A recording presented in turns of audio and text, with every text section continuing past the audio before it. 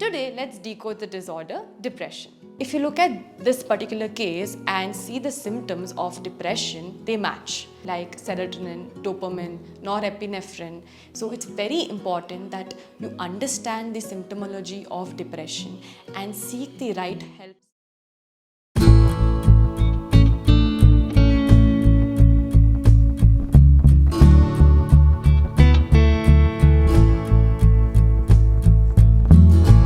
Hello everybody, welcome to part 2 of decoding disorder depression. So now let us look at things from a therapist point of view. As a counselor, how do you treat depression, and is medication important? So in depression you have different levels: mild depression, moderate depression and severe depression. So in mild and moderate, the symptoms of depression keep coming and going. But when you look at severe depression, a person tends to feel like they have nothing to do for in life and they are ready to take on their life as well.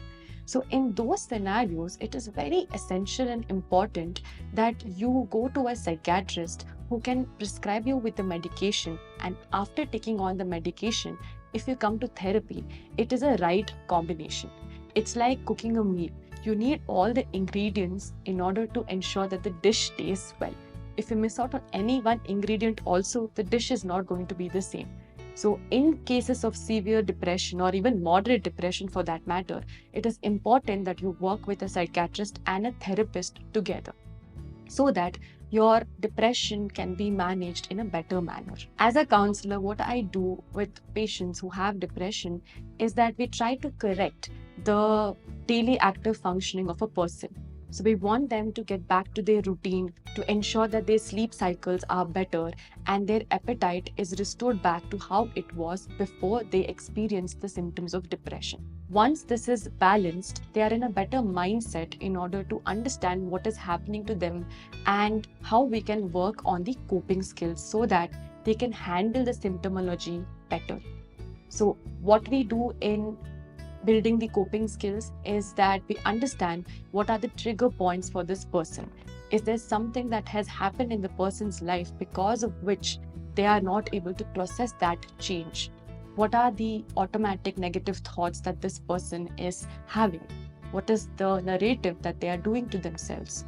How are they reacting to different situations? So we try to understand all of these trigger points and then we work on having better coping skills. So how we can improve their coping skills is changing the way in which they are talking to themselves, changing the way in which they are reacting to different situations, having mindfulness being incorporated in their day-to-day lives. So all of these things along with medication, if they're taking, can help them to handle depression in a better manner. How does depression affect physical health? So depression can come in physical symptoms as well. So one of the first things that a person experiences is fatigue, wherein you're not having the energy to do your day-to-day activities like taking a bath, exercising, going out for a walk. Then some people might experience even physical pains like headache, stomachache, backache. One of the first things that you can observe before even experiencing the symptoms of fatigue and pain is the changes in your appetite. Either you're eating a lot or you don't feel like eating anything, because of which there is either weight gain or weight loss. And another thing is the changes in your sleep. Either you're sleeping a lot or you're not having the drive to go and fall asleep. Because of you not eating well or sleeping well, you tend to feel very weak and fatigued, due to which your immune system can be not that great and you're susceptible to a lot of illnesses and diseases as well.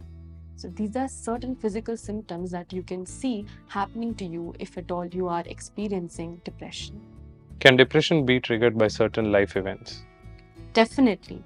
So whenever a person experiences any change, and if at all they're not able to process this change, they do feel lost and there is fluctuations in their emotions.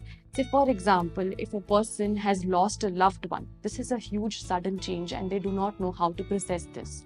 Or if they have lost their job, or if there are any financial constraints, there are changes in your relationship. So or you have gone through some traumatic event, all these things can trigger depression symptoms in you as well. So in this video, we understood the different symptoms of depression and we decoded this disorder. Many of us can experience these symptoms and there's nothing to be ashamed about.